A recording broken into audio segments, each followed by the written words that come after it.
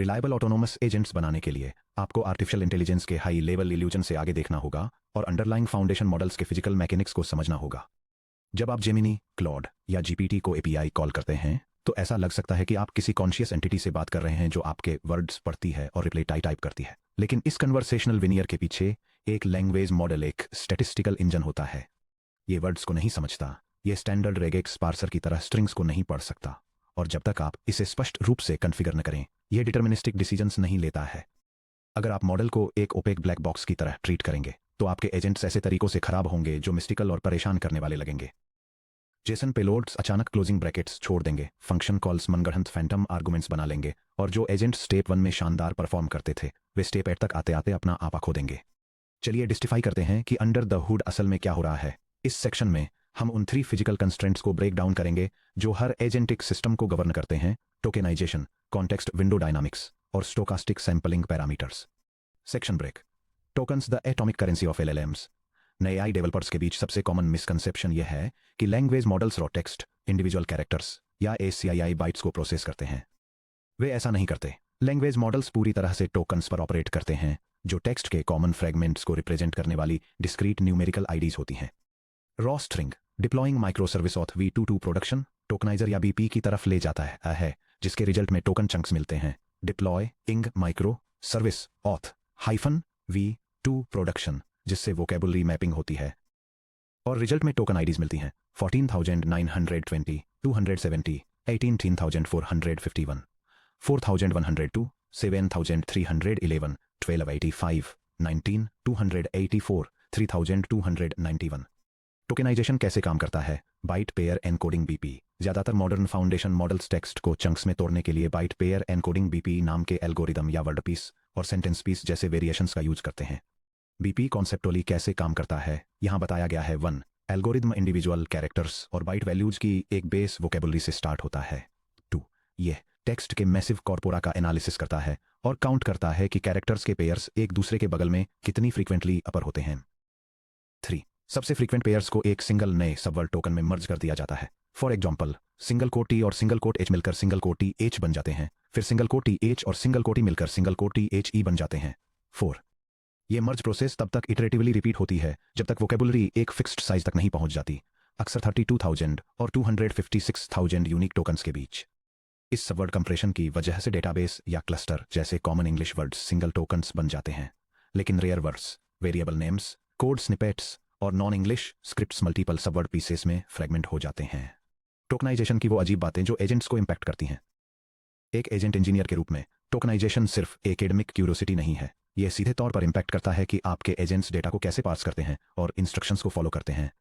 Leading height space matter करता है। Tokenizers शुरुआती स्पेस वाले वर्ड्स को बिना स्पेस वाले वर्ड्स से अलग तरह से ट्रीट करते हैं। स्पेस यूजर टोकन ID 4210 पर मैप हो सकता है।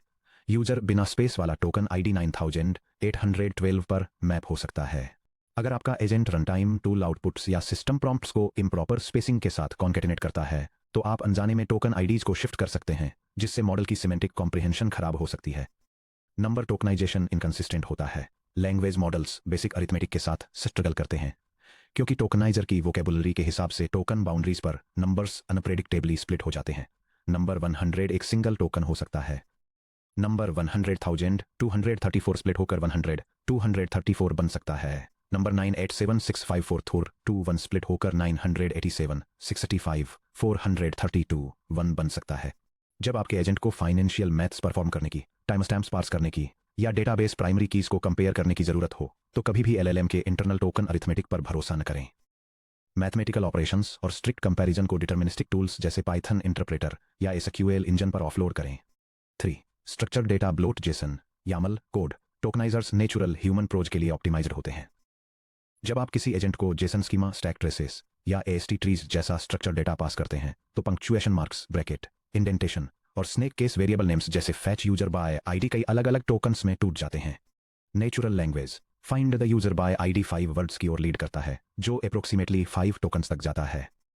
Code identifier find underscore user underscore by underscore ID 1 phrase की ओर लीड करता है, जो अप्रोक्सीमेटली 6 टोकन्स तक जाता है, ब्रैकेट में find underscore user underscore by underscore ID। Structured payloads normal conversational English की तुलना में कॉन्टेक्स्ट टोकन्स को काफी तेजी से कंज्यूम करते हैं। Section break. टोकन ह्यूरिस्टिक्स और कॉस्ट बजटिंग। आपके एजेंट द्वारा कंज्यूम किया गया हर टोकन दो चीज़ों की कॉस्ट लेता है, मनी और latency. Cost effective agent systems design करने के लिए आपको हर स्ट्रिंग पर टोकनाइजर चलाए बिना टोकन वॉल्यूम एस्टीमेट करने के लिए क्विक ह्यूरिस्टिक्स की जरूरत होती है। यह टेबल अलग अलग कंटेंट टाइप्स के लिए वर्ड्स टू टोकन्स रेशियो और रूल्स ऑफ थंब आउटलाइन करती है। स्टैंडर्ड इंग्लिश टेक्स्ट में पर टोकन अप्रोक्सीमेटली 0.775 वर्ड्स का रेशियो होता है, जहां 1000 वर्ड्स अप्रोक्सीमेटली 1333 टोकन्स के बराबर होते हैं या रफली 4 कैरेक्टर्स पर टोकन होते हैं।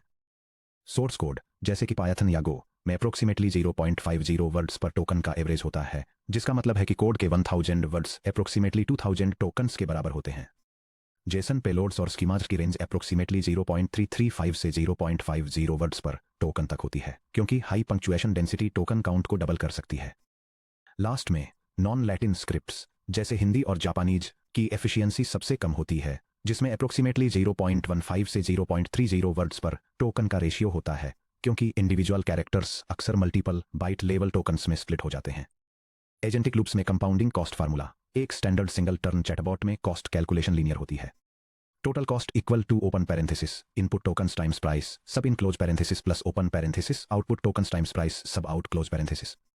हालांकि एक एजेंटिक लूप में अगर आप अपनी कॉन्टेक्स्ट विंडो को प्रॉपरली मैनेज नहीं करते हैं तो इनपुट टोकन्स क्वाड्रेटिकली एक्यूमुलेट होते हैं। हर बार जब एजेंट कोई एक्शन लेता है तो पूरी conversation history goal plus system instructions plus past thoughts plus past tool calls plus past tool outputs अगले स्टेप के लिए मॉडल को इनपुट के रूप में दोबारा भेजी जाती है। Step 1 send prompt 1000 tokens leads to receive thought 1 100 tokens. Step 2 send prompt plus step 1 1,500 tokens leads to receive thought 2 100 tokens. Step 3 send prompt plus step 1 plus step 2 3000 tokens leads to receive thought 3 100 tokens. Step n send massive accumulation leads to receive final answer. अगर कोई agent workflow पूरा करने के लिए 10 steps लेता है और tool outputs हर step पर रो एपीआई डेटा के 2000 टोकन्स इंजेक्ट करते हैं तो आपका इनपुट टोकन कंजम्पशन काफी तेजी से बढ़ता है। Cumulative input tokens equal to the sum from k equal to 1 to n of open parenthesis base system context plus the sum from j equal to 1 to k of step payload sub j close parenthesis. इसीलिए token mechanics को समझना agent economics का foundation है। Unchecked logging outputs या uncompressed database queries आपके cloud budget को तेजी से खत्म कर देंगी। Section break. कॉन्टेक्स्ट विंडोज आपके एजेंट आर्किटेक्चर की रैम। अगर टोकन्स एलएलएम कंप्यूटिंग के बाइट्स हैं तो कॉन्टेक्स्ट विंडो इसकी फिजिकल रैम है। कॉन्टेक्स्ट विंडो उस मैक्सिमम नंबर ऑफ टोकन्स को रिप्रेजेंट करती है जिसे एक मॉडल एक सिंगल इन्फ्रेंस पास में प्रोसेस कर सकता है। मॉडर्न फाउंडेशन मॉडल्स में कॉन्टेक्स्ट विंडोज 8000 टोकन्स से लेकर मिलियन टोकन्स से भी ज्यादा तक होती हैं, जैसा कि जेमिनी 1.5 प्रो में देखा गया है। यह समझने के लिए कि एक एजेंट इस स्पेस का यूज कैसे करता है, एक ऑपरेटिंग सिस्टम मेमोरी हायरार्की पर विचार करें।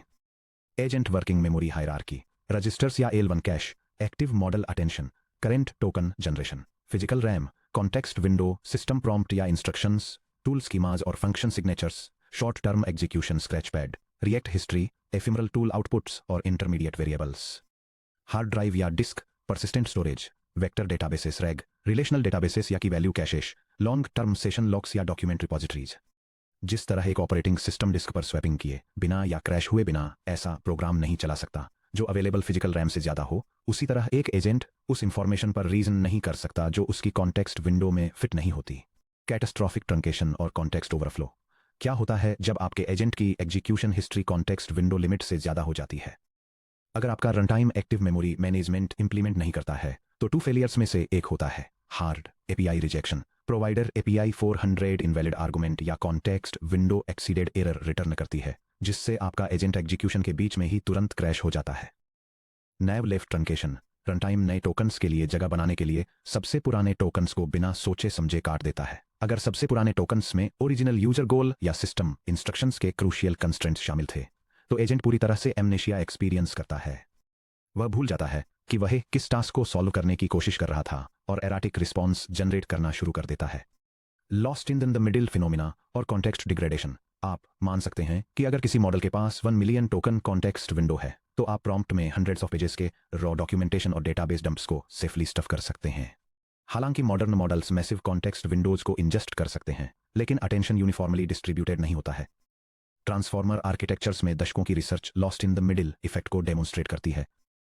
मॉडल्स कॉन्टेक्स्ट विंडो की शुरुआत में प्राइमेसी इफेक्ट और बिल्कुल एंड में रिसेंसी इफेक्ट पर रखी गई इंफॉर्मेशन को बीच के 60% में दबी इंफॉर्मेशन की तुलना में बहुत हायर फिडेलिटी के साथ रिकॉल और रीजन करते हैं।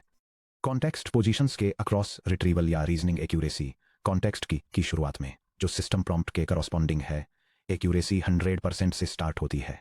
बीच में, जिसे डेंजर जोन के रूप में डेजिग्नेट किया गया है, एक्यूरेसी गिरकर 0% हो जाती है।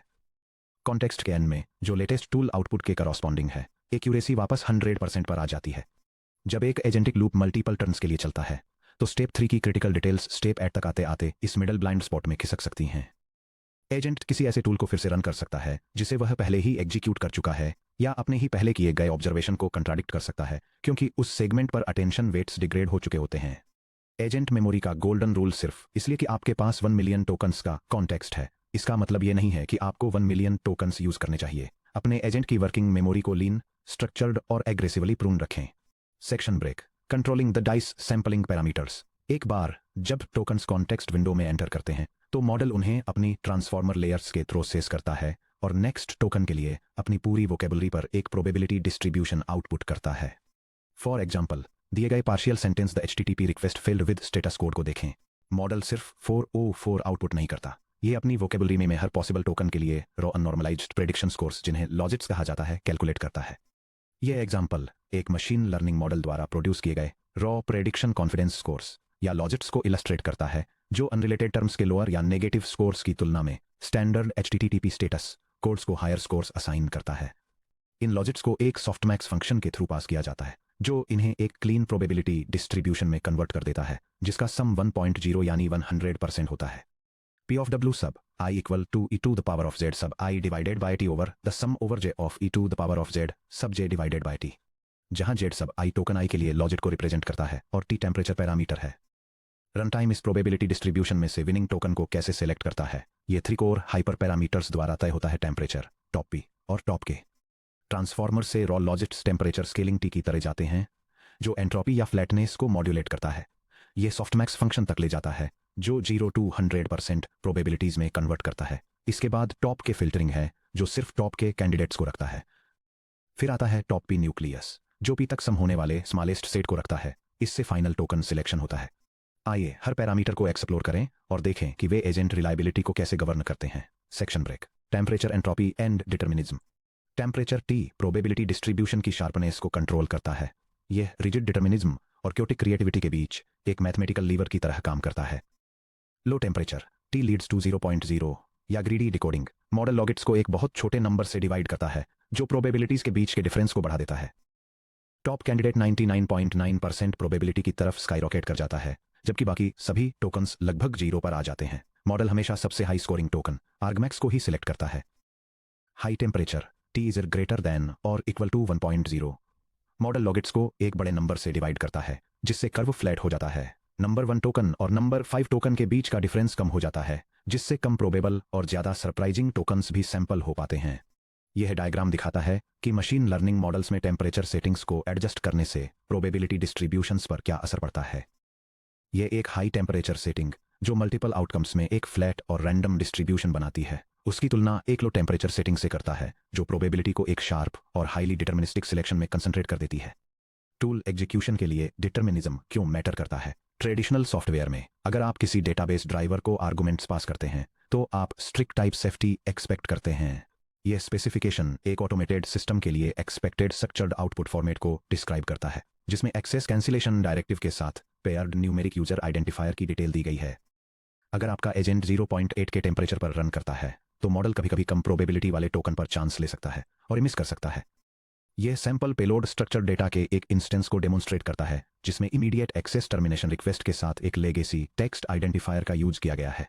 अचानक आपका बैकएंड API एक वैलिडेशन एरर थ्रो करता है, क्योंकि कस्टमर अंडरस्कोर ID एक अनएक्सपेक्टेड स्ट्रिंग फॉर्मेट में है और enum value revoke underscore access से मैच नहीं करती। एजेंटिक टूल ऑर्केस्ट्रेशन, राउटिंग और स्कीमा जनरेशन के लिए हमेशा टेम्परेचर 0.0 और 0.2 के बीच ही सेट करें। आप डिटर्मिनिस्टिक, रिप्रोड्यूसिबल और सिंटैक्टिकली फ्लॉलेस आउटपुट चाहते हैं। सेक्शन ब्रेक, टॉप के सैंपलिंग, हार्ड ट्रंकेशन। टॉप के टोकन सिलेक्शन को सबसे लाइकली के कैंडिडेट्स तक सीमित कर देता है और वोकेबुलरी के बाकी सभी टोकन्स को उनकी प्रोबेबिलिटीज की परवाह किए बिना डिस्कार्ड कर देता है। अगर के इक्वल टू 1 है, तो टॉप के बिल्कुल greedy search T equal to 0 की तरह बिहेव करता है। अगर के इक्वल टू 40 है तो मॉडल केवल 40 हाईएस्ट प्रोबेबिलिटी वाले टोकन्स को इवेल्युएट करता है और उन्हीं में से सैंपल करता है। टॉप के प्रोबेबिलिटी डिस्ट्रीब्यूशन की लॉन्ग टेल से होने वाले कैटास्ट्रॉफिक फेलियर्स को रोकता है। ये गारंटी देता है कि HTTP स्टेटस कोड प्रेडिक्ट करते समय मॉडल कभी भी बनाना जैसे कि बिल्कुल बेतुके टोकन को रैंडमली पिक नहीं करेगा, भले ही टेम्परेचर थोड़ा हाई सेट किया गया हो। 3. Top P nucleus sampling dynamic cut off. जहां टॉप के एक रिजिड इंटीजर लिमिट यूज करता है, वहीं top P nucleus sampling cumulative probability mass पर बेस्ड एक डायनामिक थ्रेशोल्ड यूज करता है।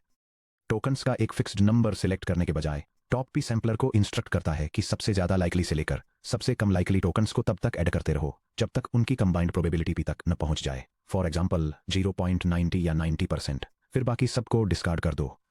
यह एग्जांपल इलस्ट्रेट करता है कि न्यूक्लियस सैंपलिंग या top P filtering model uncertainty के अलग अलग लेवल्स के अंडर कैसे बिहेव करती है। हाई कॉन्फिडेंस सिनेरियोज में एक सिंगल टॉप ऑप्शन तुरंत क्यूमुलेटिव प्रोबेबिलिटी थ्रेशोल्ड को मीट कर लेता है। हाई अनसर्टेनिटी सिनेरियोज में थ्रेशोल्ड को मीट करने के लिए मल्टीपल कैंडिडेट ऑप्शंस को कंबाइन किया जाता है, जिससे एक ब्रॉडर सिलेक्शन पूल मिलता है। न्यूक्लियस सैंपलिंग कैंडिडेट पूल को डायनामिकली वाइड कर देता है जब मल्टीपल आंसर्स इक्वली वैलिड होते हैं, और आगे का पाथ ऑब्वियस होने पर इसे एक सिंगल कैंडिडेट तक नैरो डाउन कर देता है। एजेंट इंजीनियर की कॉन्फ़िगरेशन मैट्रिक्स। एक एजेंटिक वर्कफ्लो के अंदर अलग अलग टास्क्स को अलग अलग मैकेनिकल कॉन्फ़िगरेशन की जरूरत होती है। गूगल ADK के साथ मल्टी एजेंट सिस्टम्स आर्किटेक्ट करते समय आप अक्सर अलग अलग स्पेशलाइज्ड सब एजेंट्स को अलग अलग सैंपलिंग कॉन्फ़िगरेशन असाइन करेंगे। रनटाइम पैरामीटर्स कॉन्फ़िगर करते समय इस रेफरेंस मैट्रिक्स का यूज करें। यह टेबल अलग अलग AI वर्कफ्लोज के लिए रिकमेंडेड सैंपलिंग पैरामीटर्स जैसे कि टेम्परेचर, टॉप पी और टॉप के को आउटलाइन करती है। API या टूल इन्वोकेशन के लिए जेसन या OpenAPI स्कीमाज का स्ट्रिक्टली पालन करने के लिए 0.0 से 0.1 का लो टेम्परेचर, 0.95 का टॉप पी और 20 का टॉप के चाहिए होता है। वर्कफ्लो राउटर्स और क्लासिफायर्स डिस्क्रीट रूट्स के बीच सेलेक्ट करने के लिए 0.0 टेम्परेचर, 1.0 के टॉप पी और 1 के टॉप के साथ डिटर्मिनिस्टिक सेटिंग्स का यूज करते हैं। कोड जनरेशन और रिफैक्टरिंग में सिंटैक्टिक प्रिसीजन और एल्गोरिथमिक फ्लेक्सिबिलिटी के बीच बैलेंस बनाए रखने के लिए 0.1 से 0.3 टेम्परेचर, 0.90 का टॉप पी और 40 का टॉप के यूज किया जाता है। रूट कॉजर एनालिसिस और डिबगिंग बिना फैक्ट्स इन्वेंट किए डायग्नोस्टिक हाइपोथेसिस को एक्सप्लोर करने के लिए 0.2 से 0.4 टेम्परेचर, 0.95 का टॉप पी और 40 का टॉप के यूज करते हैं। फाइनली क्रिएटिव कंटेंट और ब्रेनस्टॉर्मिंग वोकेबुलरी डाइवर्सिटी और वेराइड पर्सपेक्टिव्स को मैक्सिमाइज करने के लिए 0.7 से 0.9 टेम्परेचर, 0.95 का टॉप पी और 60+ के टॉप के साथ हायर सेटिंग्स का यूज करते हैं। द मैकेनिकल रियलिटी LLMs को सॉफ्टवेयर सिस्टम से जोड़ना। चलिए हमने जो कुछ भी कवर किया है उसे सिंथेसाइज करते हैं। एक ऑटोनॉमस एजेंट कोई एब्स्ट्रैक्ट एंटिटी नहीं है, यह एक स्टेटफुल सॉफ्टवेयर सिस्टम है जो इनपुट कॉन्टेक्स्ट विंडो के जरिए एक स्टैटिस्टिकल टोकन प्रेडिक्टर को ड्राइव करता है।